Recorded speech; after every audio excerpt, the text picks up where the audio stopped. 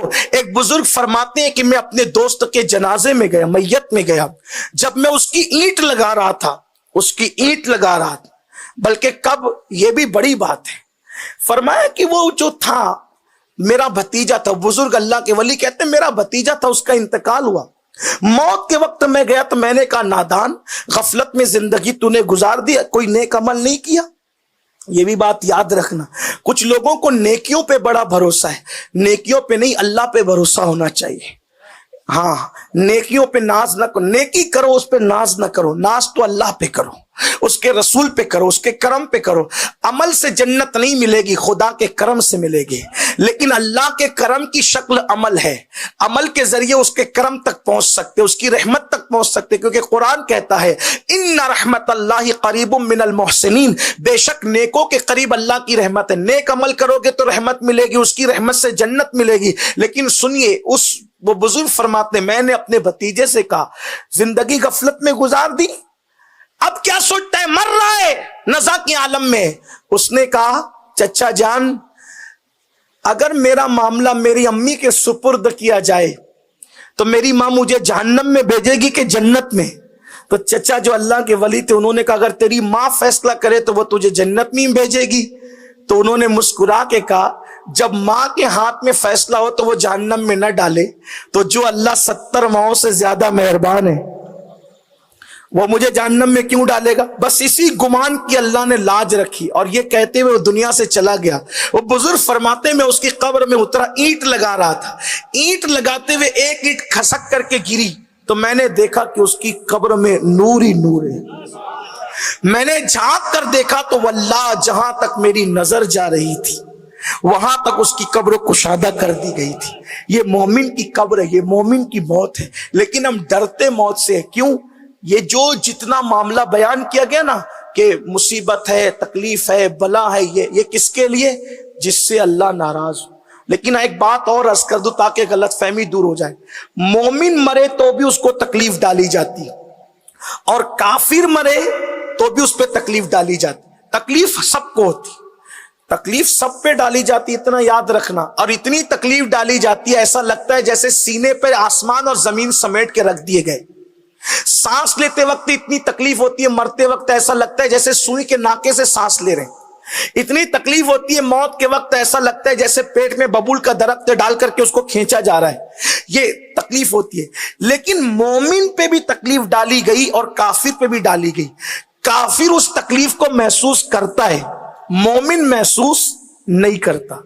اب آپ کہیں گے تکلیف دونوں پہ ڈالی جاتی ہے، ایک محسوس کرتا ہے دوسرا نہیں کرتا، تو ایک آسان زبان میں سمجھ لے، تفسیر سورہ یوسف اٹھائیں، آپ نے سنا ہوگا جب زلیخا کی سہیلیوں نے زلیخا کو تانا دیا کہ تو بادشاہ کی بیوی ہو کر ایک لڑکے سے، ایک غلام سے پیار کرتی ہے، تجھے شرم نہیں آتی؟ تو زلیخا نے کیا کہا، کیا تم نے میرے یوسف کو دیکھا ہے؟ انہوں نے کہا نہیں۔ کہا ایک بار دیکھو پھر تانا دینا، ایک بار دیکھو پھر تانا دینا کہ میرا یوسف کیسا ہے۔ تو انہوں نے حضرت یوسف سے کہا یوسف تم نقاب اوڑھ کے آنا، جب میں کہوں گی نقاب اٹھانا۔ اور سہیلیوں کو انہوں نے کھانا کھلایا اور کرسیوں پہ بٹھایا اور ان کے ہاتھوں میں ایک ایک پھل دیا اور ایک چھری دی۔ کہا جب تم میرے یوسف کو دیکھنا تو تم نے پھل پہ چھری چلانا۔ آپ نے سن رکھا ہے، بہت تفصیل سے آپ نے سن رکھا ہوگا، بار بار سنا ہوگا۔ پھر کیا ہوا، پھل یوسف علیہ الصلوۃ والتسلیم کو دیکھتے وقت کاٹنے کی شرط لگائی، ہاتھ میں چھری۔ سہیلیوں کو کہا کہ جب یوسف دیکھو تو پھل پہ چھری چلاؤ، اور ایسے ہی ہوا، انہوں نے پھل پہ چھری چلایا۔ حسن یوسف دیکھا، پھل کاٹنے کی بجائے کیا کاٹا؟ انگلیاں کٹی تو درد ہوا، کیوں؟ حسن یوسف سامنے تھا، اور انگلی کٹتی ہے تو درد ہوتا ہے، لیکن ہوا درد مگر محسوس نہیں ہوا، کیوں؟ کیونکہ حسن یوسف سامنے تھا۔ تو ارے نادان، انگلی کٹے اور حسن یوسف سامنے ہو تو درد محسوس نہیں ہوتا۔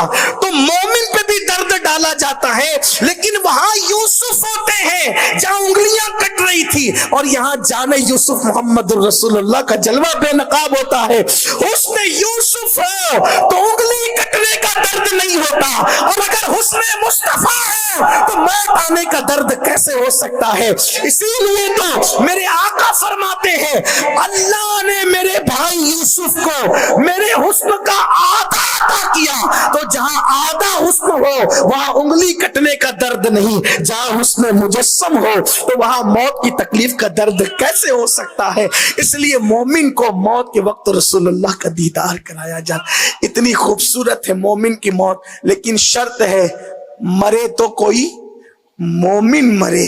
اسی لیے قرآن کہتا ہے یا ایھا الذین آمنوا اتقوا اللہ، یا ایھا الذین آمنوا اتقوا اللہ حق تقاتہ ولا تموتن الا وانتم مسلمون۔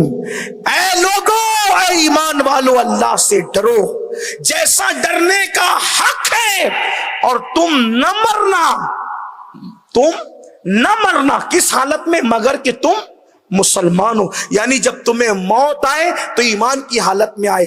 ایمان کی حالت میں جو موت آتی ہے اس کا جو مزہ ہے، واللہ اتنا بتا دوں کہ جنت میں جب لوگ چلے جائیں گے تو اس وقت اہل ایمان مومنین جن کو مرتے وقت مزہ آیا تھا وہ کہیں گے مرتے وقت جو مزہ آیا تھا وہ مزہ جنت کی نعمتوں میں بھی نہیں آتا۔